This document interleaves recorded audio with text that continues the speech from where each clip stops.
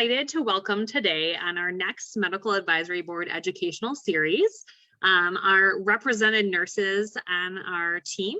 And my name is Betsy Pilon. I serve as the Executive Director of Hope for HIE. And today we are joined with Brooke Rakes, Kathi Randall, and Jayne Solomon. And I'm really excited and eager to introduce everyone to this chunk of our team because they are incredible leaders.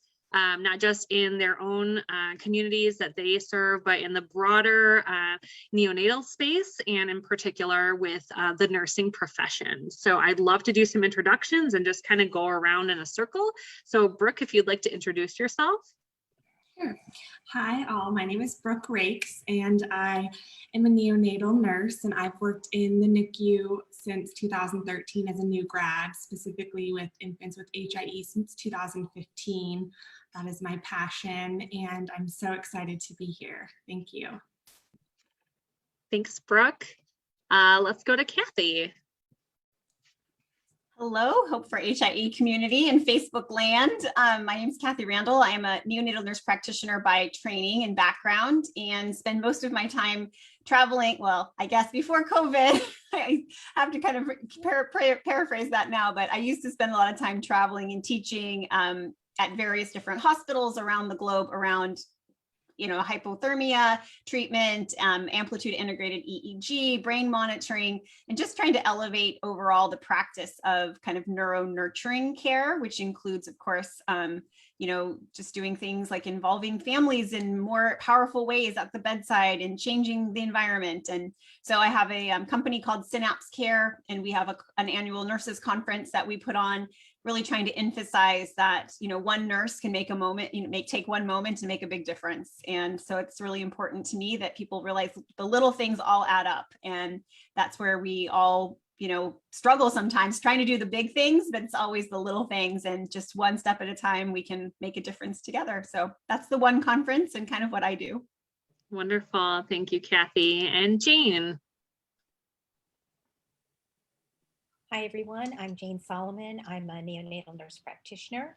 I work in the NICU here at St. Joseph's Women's Hospital in Tampa, Florida. I've been a NICU nurse for over 30 years. I am lead of our therapeutic hypothermia program, and I'm just so happy to be on this webinar. I'm just amazed by the work that Betsy is doing and want to be a support to her community in any way that I can. We are so grateful for all of you participating on the Medical Advisory Board and joining us today. This is just so wonderful. Really this topic of, NICU nurses and, serving and working with HIE families really brings us to the beginning of the HIE experience. We've been doing a lot of work lately on, what that education needs look like for our community and what people would like at the beginning. And you always rise to the top of, I would say the keystone providers for our kids and the people that spend the most time, a lot of times, educating families in those one moments, in those, in the, educating what you're doing and why and what to expect and all of that, because you're on that shift for the entire day or night with these families and with our families. And I, even almost 9 years later, the relationships that I have continue from our own NICU experience. So I know just how important all of you are and how impactful you are to our families. So we have a couple different things we want to talk about today, and we're going to start off with talking about we talk a lot about different types of rounds. And when we talk about, Kathi had mentioned, patient and family-centered care, and that is something that gets a lot of buzz out there. And this is a paradigm shift in particular, I know in NICU, because, you're focused on taking care of the baby. But as I have been saying recently, babies don't raise themselves, right? So we have to have empowered parents to feel good about taking care of these babies that have gone through and are going through a very difficult situation. So I'd love to hear about, how you set up rounds and involve families, and then, managing, taking care of, that whole situation. Yeah, I'll let maybe Brooke or Jane speak to kind of the day-to-day, and I can give any other feedback. Great. This is Jane. I can speak to that. So with our HIE babies, our babies that are either undergoing therapeutic hypothermia or being screened for possible therapeutic hypothermia, we have a dedicated cooling team in our unit that is specifically trained to manage babies that will be undergoing this therapy. So honestly, with this space, just with this interaction alone with you, Betsy, I'm thinking that maybe in our next class, we need to spend a little bit more time on care of the family. We have 8-hour classes where we go over, of course, as you've experienced, like all the high-tech parts of cooling. You know, you've seen the critical, understanding how to read the monitor and all of that. But I think we could honestly do a better job with our families. We do have separate huddles apart from our main rounds in our NICU for our therapeutic hypothermia babies. And physicians do tend to have a select group of physicians who are more comfortable and managing those babies. So we do have dedicated teams and dedicated physicians that are more comfortable and confident in speaking to the families. And I will say our program has been in effect almost 8 years now. So our bedside nurses are getting much more comfortable engaging the families. I have to say honestly to the community, when we first started doing therapeutic hypothermia, it's a lot for clinicians to take on. There's a lot of moving parts to that. And our initial focus is just making sure we get all that right. You know, that we have the correct temperature for the baby, that we're getting the correct labs. And that's kind of like the whole hustle for the first 12 to 24 hours, as you know. But then as time moves on, I know a lot of facilities have considered and do have protocols for holding during therapeutic hypothermia. We currently don't do that, but these are all things that we can consider. So I'm learning a lot of lessons from you. And I feel like once a team sort of has like the process and protocol under their belt, they're more inclined to include the family in the care. But I would also encourage any families that are listening to advocate for that and ask for that, because sometimes admittedly as clinicians, we're really wrapped up in the medical component of it. And if you just say, hey, could I change the diaper this time? I'm sure you'll get, of course you can. Just wasn't on our radar. So I apologize for that, and just know that our heads are somewhere else sometimes in that kind of what we would call like a very crisis situation where, as we know, we want to get these kids cooled as soon as we identify them. So that's kind of our tunnel vision at first. I hope that's helpful. Definitely. And I remember particularly the binder of protocols for the HIE kids, you know, and, Yes. and they're like, this is what we go through, because it is so extensive. So I think there's, you know, when we learn that too, we're like, okay, you do your thing, we'll do our thing. But I think we could be better at communicating that. I know that as a brand, when I was first starting cooling, like I said, I was tunnel vision, and we literally do have a bedside binder that says to the nurse, just chill out, keep calm. You can do this. I mean, literally, we're talking to ourselves through it. And I think that we feel a tremendous amount of pressure, and good pressure, that we know the sooner we get the baby on the blanket, the better the outcome. But I think we could always bring someone else in to say, hey, let me manage the family a minute, and let them know for the next couple of hours, you're going to see your providers very busy with the baby, but do you have any questions? Can we offer you some support? And we actually have a brand new role now, a new advanced practice nurse that is dedicated to our cooling babies. This is brand new, just in the last week. And I've always wanted that. And it couldn't be more timely that we're talking. So she is spending more time with the family, not only during the cooling part, but you know, I'm sure as Kathi and any other provider on the call will agree, post-cooling is just as important. I mean, we want to maintain normothermia, et cetera, through all of that. So I think it's great if you can dedicate someone to follow these babies even after the 72 hours. Absolutely. Yeah, Brooke, I'd love to hear your experience. Wow, Jane, yeah, I echo so much of what you have spoke about, but from my background, still being bedside clinician, I think a lot of times in the initial admission process, like Jane said, we almost have one nurse that's only focusing on the cooling aspect. And then this is just kind of our practice for our unit. We always have someone do a touch-in with whoever, whether it's a support person or the dad. whoever's coming with the baby, just making sure that they are like that dedicated person for that family member or support person. And that seemed to work well for us, whether it's, you know, a micropreemie or a baby coming down for potential hypothermia. So that's something that seemed to have worked well with us. I'd say for where I work, we've been cooling since 2008, but we didn't start our NICU program with our specialized nurses and our EEG techs and our neurologists and really honing that in until 2012.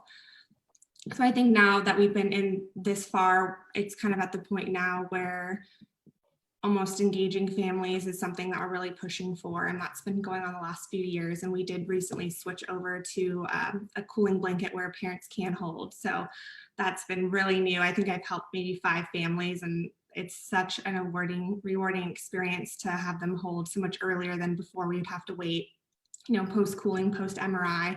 So it'd be like 5, 6, 7 days sometimes before they get to hold. So that has been really rewarding. And I'd say as far as rounds where I work, the grand rounds are something where it's closed, the unit is closed. And I'd say also there's a little bit of a disconnect with communication with so many different providers, different nurses. So I think that's something we can always improve on and do better as, especially with updating families, because there's just so much information, so much going on. So I think that's definitely an area where we could improve. And I'd like to see in the future, you know, it'd be ideal if I call the family, the physician's right there and the other disciplines, and we can all kind of talk and update them at the same time. Or if we did have rounds, you know, everyone's included and including the family. I think that would be ideal in the future, and I'd love to move towards that. So that's what I have to add. But yeah, I would just echo so much of what Jane said. She is speaking my language, so I can totally relate to that crisis mode, but also just we've dedicated someone now where they're the dedicated person to be with that support person. And I think that's helped a lot, because just explaining everything that's going on within that first, you know, few hours, it's a lot. So. Absolutely. Thank you, Brooke. And then I guess, Kathi, you know, I'd love for you to chime in, because I know you do a lot of this education, and this is a huge, you know, passion of yours as well, from your more global perspective of, you know, I mean, talking to literally hundreds of, of nurses around the world, you know, where you have kind of seen this move towards as well in your work. Yeah, absolutely. I mean, I think I echo everything that Jane and Brooke have already said, and how important it is that, you know, I think many of us, I mean, maybe, and for families, they don't realize that hypothermia is kind of still a new thing. I mean, in the grand scheme, I mean, neonatology alone is kind of a new thing. And so this is one of our newer therapies. I mean, yes, we've had babies who have HIE in our units, you know, for decades, but really being able to provide a treatment is still kind of new. And so we do really depend on using those checklists. And because gratefully it doesn't happen every day, but it happens frequently enough that we know it's something that it's so important. And so we want to make sure that we're getting the procedure done. So I think just giving that context too of, you know, in the span, like Brooke said, you know, they've just been doing it really since 2008. And many of the studies wrapped up, you know, even there are a couple other studies that continued on until 2012 and 2013. So we're still evolving this treatment as well. So I think we're doing our best to deliver what we know can be really life-changing as quickly as possible. But we all know from decades of work how important family-centered care is. And in the NICU, we did focus for many years just on that small baby and that long-term admission and how important that is. But you know, these babies who are term and who have these issues also need the same care. So, you know, I always say every NICU really is a neuro NICU. These little brains are growing everywhere. And the same things we would do for a small baby, we should be doing for our HIE population and really any admission. And so there are some special, you know, circumstances and traumas that do bring babies to the NICU for cooling, particularly, but I think the tenets, I love the paper that Dr. Alexa Craig published from Maine Med, where she interviewed families and grandparents, you know, up to several years after the cooling experience. And I think that really highlighted, you know, like Jane said, give the families that role back as soon as possible. Give the families those things that they can do for the baby.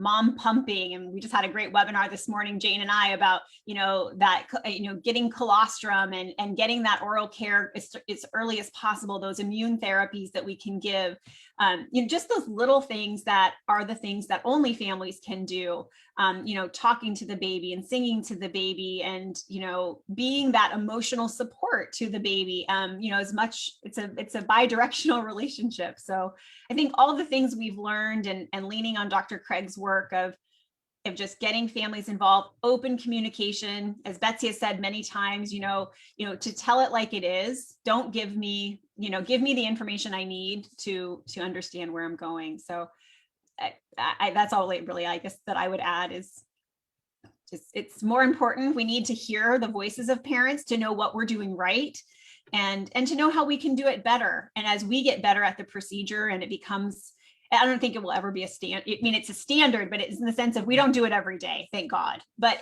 so it will always be a high intense moment for us to make sure we're doing the best that we can do to save that brain and to put back together the puzzle pieces.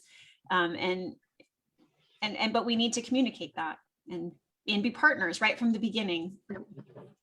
Yeah, a lot of this talk that, we're advocating for, certainly, and that, throughout all sorts of things with the continuum of HIE with our families is that, that relationship building, and it all starts early on. And how do you do this to build trust?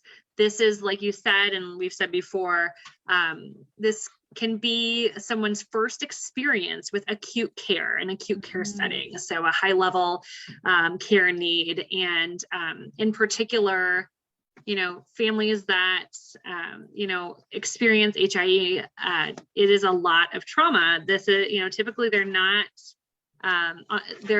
expected to have these complications. And so you're thrown into this situation, and there's such a learning curve of what a high level care situation looks like.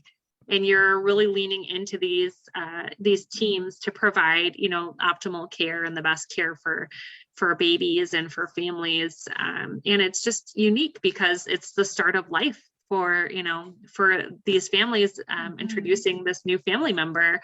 And, it's a really hard moment. I mean, I recall having Max in cooling, and, he's got tubes and wires everywhere. And Mike and I were a little bit in our own little world of denial, I think, of understanding the severity of everything that was going on. But, even just having someone say, hey, you guys are parents.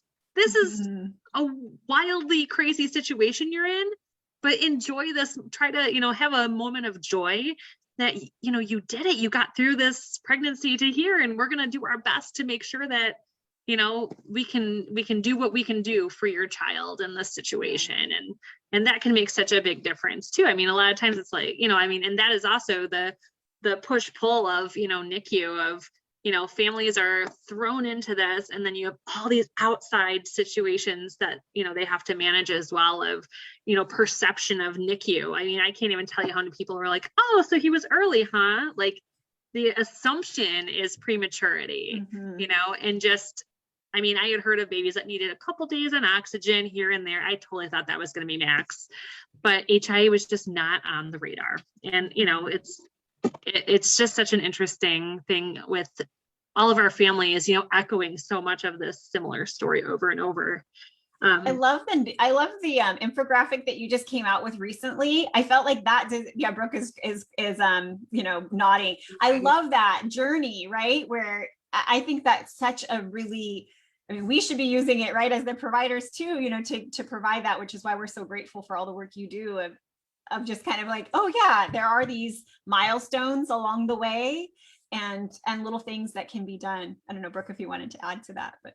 Yeah, I love the timeline that we've been working on, because I think so much of this experience is kind of the unknown, and it helps you just kind of set the scene as kind of maybe some things to expect and what to try to look forward to or ask. So I really like the timeline. Yeah, that was a really, I think that was a great example of that multidisciplinary collaboration as well, because we worked with our families, we worked with our medical advisory board, and had everyone kind of give this global input of what are these keystone moments, what should we be talking about, how should we say it, and that has been very well received. I mean, now we're getting it, we've translated it into 6 languages, and we've had requests for 6 more. So, Wow. I'm excited. I think it's an easier piece for people to use to disseminate information and educate families. And, I just craved and I have a healthcare marketing background, and I created patient education materials for the health systems I worked for. And I craved that piece of paper to say, when, rounds are over or whatever, I can go back and go, okay, I have a grounded something to hold on to. And then also know that there's a whole community of families that when I'm ready, I can join if I want to. So that's really the impetus behind that, but I'm really happy with how that turned out. And yeah, it was another great example of that interaction of how we can all work together for the common goals of connecting families and caring for them. Speaking of caring for families, so I'd love to hear each of you, because you have this, wonderful cache of experience, how you've seen things evolve. We talked a little bit about it, but I'd love to hear, especially Kathi, and I know this from, just studying the history of HIE, the past 10 years in particular, or I guess it's 2021 now. So yeah, 10, 12 years have been a huge growth curve for treatments and attention and research for HIE. So I'd love to hear kind of all of your reflections on that. You want me to start, or go ahead? Sure. I'm happy to have anyone else wants to start. I personally was just one of those nurses that was interested in baby brains from an early time, and was in the right place at the right time at the right meetings and in the right units to learn about cooling and to learn about, this kind of new, this new treatment. And again, I had been at the bedside and taking care of babies with HIE for decades, a decade maybe at that point, and who didn't have any of these treatments. And we knew how devastating the disease was. And so, I was anxious for the studies to happen. We were, it was really exciting. And many studies are still continuing. So we know the story is not finished at all of what else we can do, but we've learned a lot more about the disease. And it's been amazing, I think, to watch the evolution of it, starting out in randomized control trials, moving into clinical practice, discussing whether or not, it's so hard. And when I give lectures, sometimes it's when we talk about, that we didn't actually know if it was going to work. The animal models were promising, but we really didn't know. And it was frightening. It was honestly frightening to deliver this in randomized control trials, because we just didn't know. And we hoped that what we were doing was going to make an impact, that it wasn't going to cause harm. And so to know that after all those many years of research, that it did end up being a treatment that could be provided, it can be provided around the world with relatively low cost. And so that's fantastic, because we know HIE is a global problem and that treatment is sparse in many places. So it has been an exciting time. I feel lucky to have, to have been in the right place at the right time to learn and to watch and to be able to support units as they've, moved into making this part of their standard of care, and continue to be involved in, through some of my work at some of the research that's continuing on. But it is exciting, and it's not everywhere yet. So cooling is definitely something that is offered pretty widely here in the States. We don't miss a lot of babies anymore. We do miss some, but there are other parts of the world where that's still not true. And so there's still a lot of work to be done for that.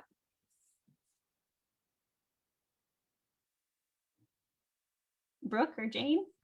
I'll go next. I will say that when I started as a new grad, where I work specifically, you have to be a nurse for 2 years, apply, get hired, and then take a course before being able to work with the cooling machine, the EEG, things like that. So I knew as a new grad, it was something I was very interested in. And it's been pretty amazing just how within my own facility, how it's evolved, and how not only now we cool a lot more babies than we did at the beginning, but also, now we're getting babies from other hospitals that are being cooled, and that's initiated at the outlier hospital or even on transport.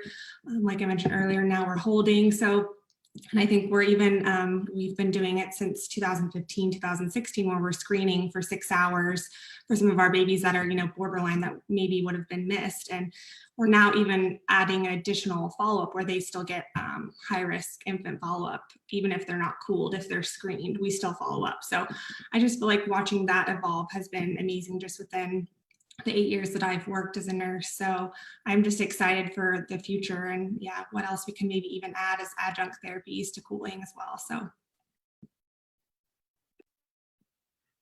Betsy, I wanted to just tag on to what you had said earlier about, you said, gosh, I wish we could just take a moment and celebrate being parents.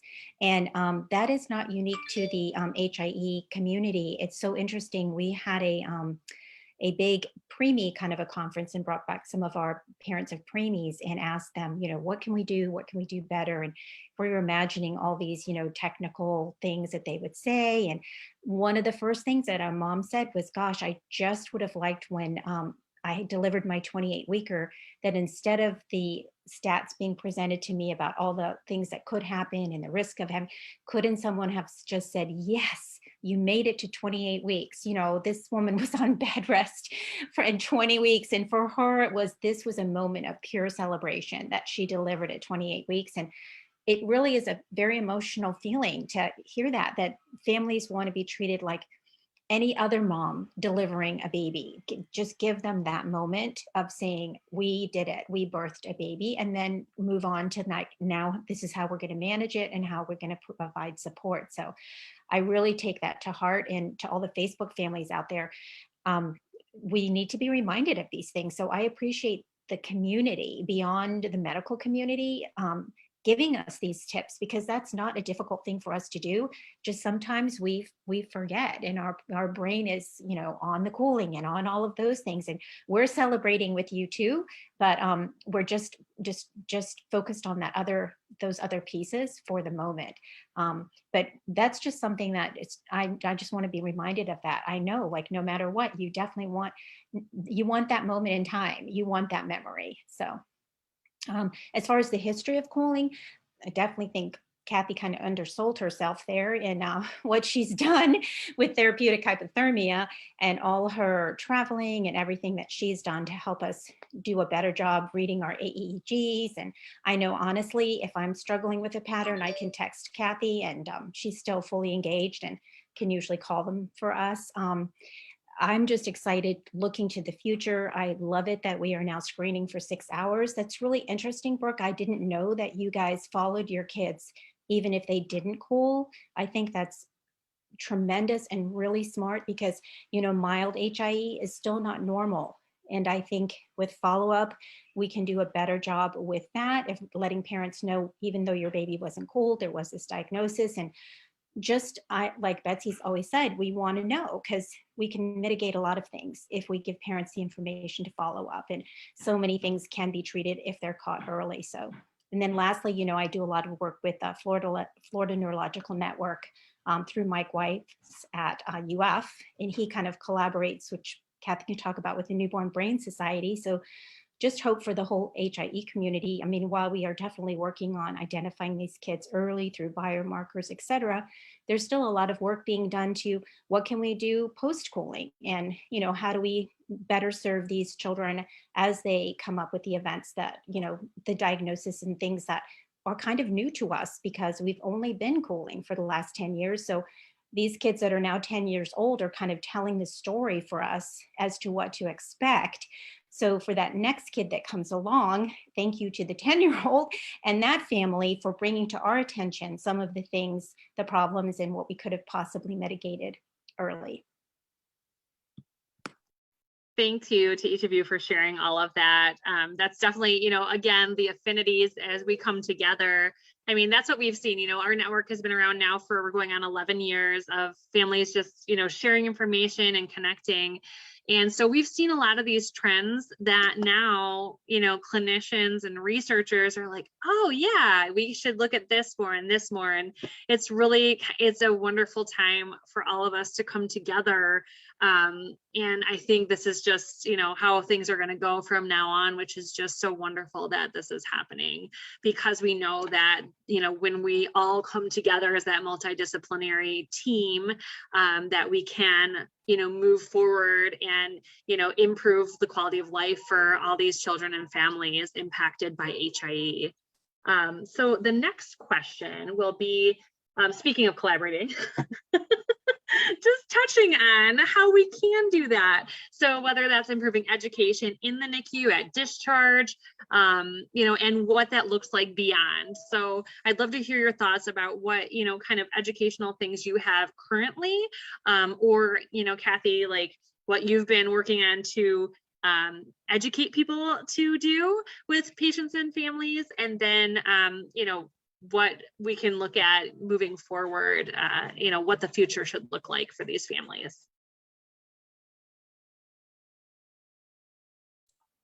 Go for it, Brooke. Sure. So I would say as far as discharge, that's one area I'm really excited for. One of the educational topics that's coming up in April, where we talk about the continuum when you're discharged from the NICU, because that's one area I know, as my background's in the hospital and acute care, I don't have as much experience as far as what to prepare the family and the parents for, other than, you know, you have to see your pediatrician in 2 days and you're going to follow up with neurology, you know, at 3 months, and preparing for those kind of things. But I think that's a big part of why I'm so excited to be a part of this organization and Hope for HIE, is because I think I can better prepare families going home, and also, you know, bring things back to my unit. I know when I first heard about for Hope for HIE, I was like, man, I wish I would have heard about this years ago, because I could have shared it and hopefully have helped so many families, you know, connect. And I think also moving forward, you know, I'd really like, that's in one area I think we could really improve on, as far as preparing for discharge for that next step, that it doesn't just end with us at the NICU, but kind of what they can expect moving forward. And I know that's an area that we can work on. Yeah, I would just also, I agree with Brooke, and I would just tag on to just encourage any of the families that are listening that we need you. You're very important to us. Coming to your follow-up at the developmental clinic is very important to us. There's so much that we can learn from you. And like I think we've all mentioned, this is such a young therapy that we really don't have like 20, 30 years of research out there to know how to treat these kids at 2, 3, and 4. So I thank all the families out there who are pioneering through this and who are trying to rally with Betsy and all of these things, because it will make a difference. The knowledge that we have in families, as well as providing support, will make a difference in the future. And I think that's what every parent would want that has a child with HIE, to know that they're contributing to moving the therapy forward. I think I mentioned on the noon call that we're so excited. We actually just began our developmental clinic. We had our very first baby last week. And because it's new to us having a NICU follow-up, we are starting just with our HIE babies, which is so exciting for me. And I just can't get to the website fast enough to download everything that Betsy has there for our families. But I feel like that's just there's so many wins with that. And I just want to encourage families that, I know a lot of families leave the NICU and they think, gosh, what can I do for the nurses? You know this, Brooke, like, and they want to give you gift cards and bring you food, and food is good. We love food and chocolate and all of that. But what we love the most is you coming back with your child. I mean, right, Brooke, like that is the biggest win of all, to see your child thriving, to see you thriving, and however that looks for your family, and coaching us through how we can help you. So that is the biggest gift that you can give us, is to come back and contribute not only to our emotional health, but also to the research for these kids and their families. We also have a little graduation for all NICU discharges every year in the summer, and it's become a huge event now. But it's so rewarding when you run into families that from 5, 6 years ago, and just see how the progress. So really rewarding getting to see them again. I know we've attended, we haven't in a couple of years, and obviously COVID, but the NICU reunions have been so wonderful. We've attended them each year we've been able to, and it's just, and when we talk about trauma, and I read this a couple of weeks ago, you talk about, wanting to give back, and it's true, because we build these, these acute experiences. I kind of relate them to like summer camp in like a really traumatic way.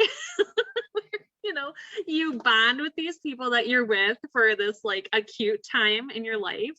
And then you go out into the world, but you want to maintain those contacts. And in this case in particular, it's really meaningful because these are the people that have helped you through a very scary situation.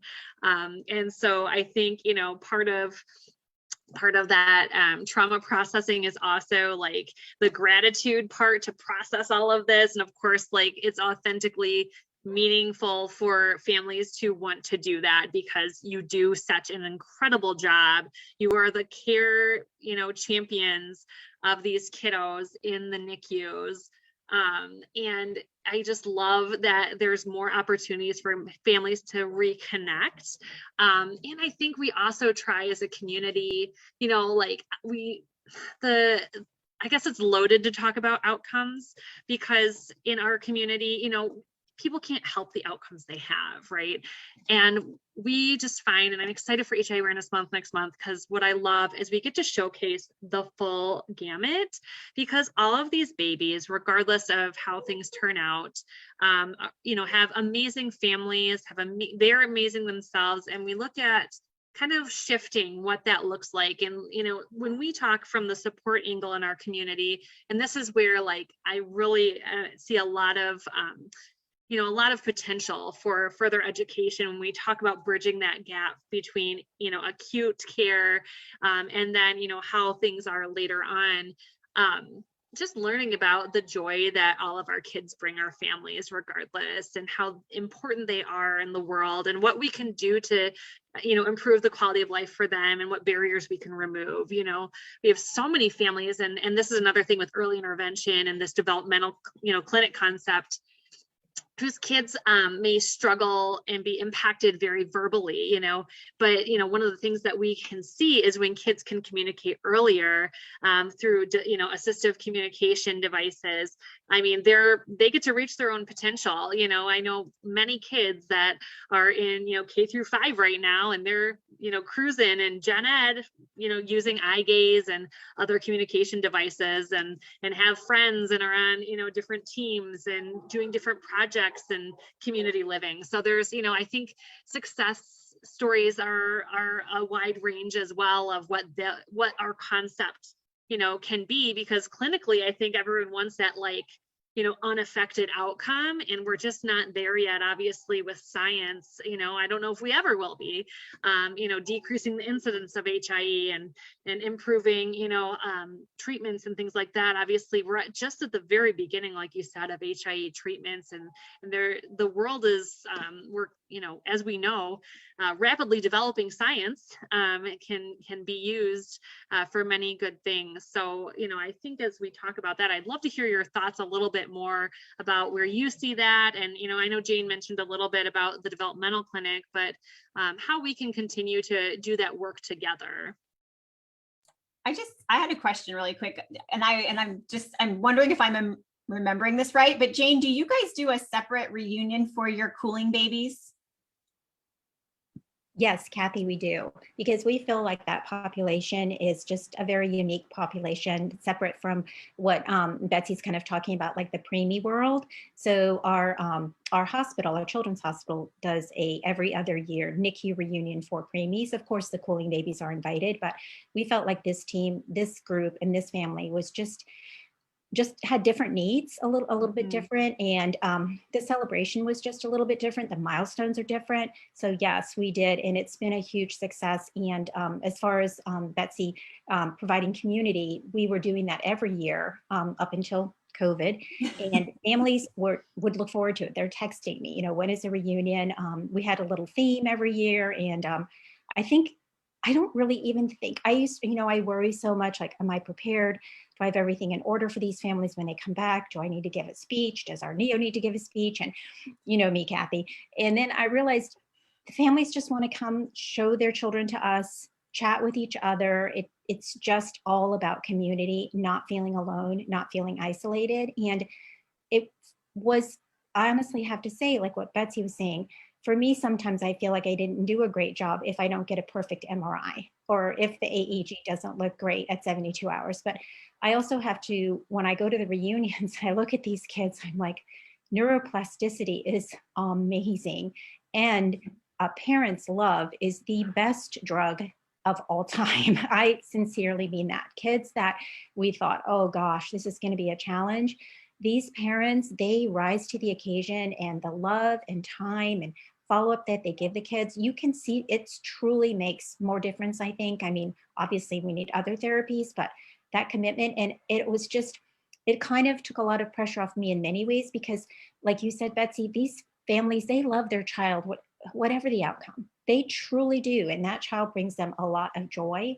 And that's all I need. So I think we just need to continue to do that. Honestly, while we are trying to support families, the nurses need the same support, because it's a very stressful therapy for us to provide. And we put a lot of pressure on ourselves, like, again, with like, what is the imaging going to look like? Is the baby, you know, how's the baby going to do? How's the family going to do? So when we see that we did provide the best for you and that you are doing as best you can, it's difficult for all families, even going home with what would be a healthy term baby. So kudos to all the families that are doing that.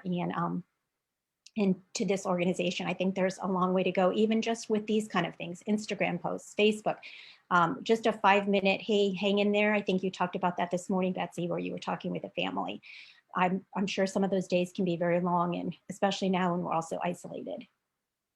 Yeah. I just thought that was such a really unique thing that you guys did there. I'm glad I remembered that right. But I think it is, I mean, we have, like you said, I mean, you said it beautifully. I don't know that I can add anything, but just to say that I just thought it was such a great thing that you guys did. And I hope that if other NICU providers are listening, that they think about that as well. I see Brooke is nodding, so maybe we'll have a San Diego. Yeah, and bringing it back. It's my unit after COVID. Yeah. I think it's really, I love that you guys are doing that, and hopefully we can see more of those and spread the word. And I love what, Betsy, you're doing, and the resources you provide, really, you know, it's just a template for so many things. Thank you, all of you, for sharing this. I'm going to open it up for anyone watching if you have any questions for our panelists, but I did want to just mention too, Jane brought it up, the mental load that this does take on our care providers. And I want to make sure that that's very, very much recognized. You know, this is a lot of like caring and caregiving, in particular in very acute situations and difficult situations, takes its toll. And so, you know, we're always looking at how we can better partner and better, you know, also advocate for, you know, better things for those that are the caregivers and taking care of our kids and families too. So that's another opportunity where we can, you know, have that affinity, and we're happy to do so. I think when you talked about the bond that happens and the reason that families like to come back for the reunions and why it's so important to us to see them is, and probably most families would agree, it's that unless you've been there, it's hard to really relate. It's why your parent to parent connections are so important, because, you know, even if your friend had a preemie in the NICU, the experience is very different. You know, yes, there are enough crossovers, but I think that's why we find it special when we get to visit with families again. But it's a privilege for us to be there and to be present and to walk beside you. But we also know that nobody else understands it too, like we do, who've lived it there with you, you know, standing by you. And so, you know, it goes both ways, for sure. And I also just wanted to say it's such a privilege for us as providers. And I think that is why it takes a toll on us. I mean, we haven't met you ever in our lives. We have no relationship with you. And then all of a sudden we're involved in the most intimate time in your life, the most personal time, seeing you at your worst time. And we are invading your space. I mean, when else does that happen in your life, that you would meet a stranger and then they're in charge of the most precious thing? So it's a huge responsibility to us, and we continue to recognize that this is a moment in time that no one else gets. So we want to try to get it really right for you guys. And I think just the community, like everything else in life, like the communication is great, but even this is providing great therapy for me, because I'm just glad to be able to talk about it and let the families know how important they are to us, and keep coaching us through it, and we'll keep coaching you through it. I think that's the best way, because there's perspectives from all different sides. Yeah, just to tag onto that, I'd like to say I think everyone feels honored, especially with COVID. There's such limited visitation with other family members, and so they don't even really get a glimpse into the experience. And it's just an honor to be there and to care for, these infants. Yeah, they just touch my heart. So I feel like especially now, it's like that bond, like we've all talked about, is even heightened, because it's really just parents or maybe a support person depending on the facility. And so the limitations for visitors, I feel like, has also just added to the load and the severity of the time. For sure. Thank you. This has been absolutely fantastic. And I'm going to close with just a couple things. I wanted Jane, I did want to have you mention, because it just struck me so much. And I think I just want to I want people to hear it. What you did with your first and 100th cooled kids. I want to hear this again. I just have to. Well, because therapeutic hypothermia is such an amazing new therapy. And we've had, we know that if we catch these kids early, it's such a win. We know tangibly, we can see the results. So 8 years ago, we had our first cooling baby. And of course, that was the very first time we had cooled a baby, and our NIA was there. Everyone was called in from home. We're all surrounding this baby, trying to look like we know what we're doing, definitely not telling the family this is our first time cooling, like we're just pushing buttons, but reassured Facebook family. We had practiced many times. We were confident. It was just, this is the real thing, real thing mode here. And the baby did very well, and it was a wonderful experience. But then fast forward 8 years later, we had our 100th cooling baby. And at that point, to me personally, it was such a celebration to think that we've cooled 100 babies over 8 years. And I just felt like, wouldn't it be great if the 100th baby could meet the number one baby? That was just important to me, because that family connection, like you're talking about. And for this, and our 100th baby had quite a difficult time, had probably more moderate to severe, and then had some complications later. So I had kept in touch with the first baby, and the family was very willing, of course, like they are, to come back. So we had a photo shoot with our number one baby and our number 100 baby. So it was very sweet. The number 100 baby at that point was 8 years old. He came in his baseball uniform. He's an all-star baseball player. And the number 100 baby, also a boy. So with the parents' permission, we got some pictures of number one holding with the number 100. And it was just the sweetest thing. And these families just for baby number 100, to see baby number one walk in the door, however it had been, with an intact family, that's all they needed. That was the hope that they needed. Like, this can happen. This can be our kid in 8 years. Maybe it won't look exactly like this, but this family is still a unit. They're still functioning, and they obviously feel really great about this, their providers, because they were showing permission to stay in touch with us. So anyway, that was, there was a lot of tears that day, because it was a celebration and on so many levels. But thank you for letting me share that story. I just got goosebumps and choked up the first time you told it, and this time. That is like such a special story, Jane. Oh, yeah, it's like above and beyond. It's so, like, our families are just so lucky to have such wonderful people taking care of them, like the three of you around here, and all the hundreds of NICU nurses just around the world that are taking care and giving, the extra mile for our HIE families. I'm so glad we had this conversation today. I appreciate each of you so very much for your dedication to our families, to moving forward HIE.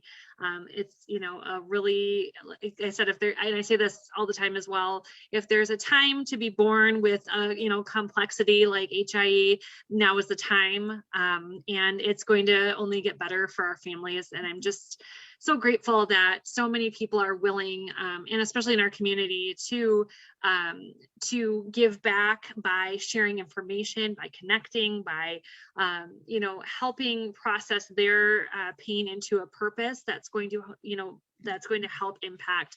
We talked about it in our medical advisory board meeting today, and we'll talk about it in a few more months after we get through some other things.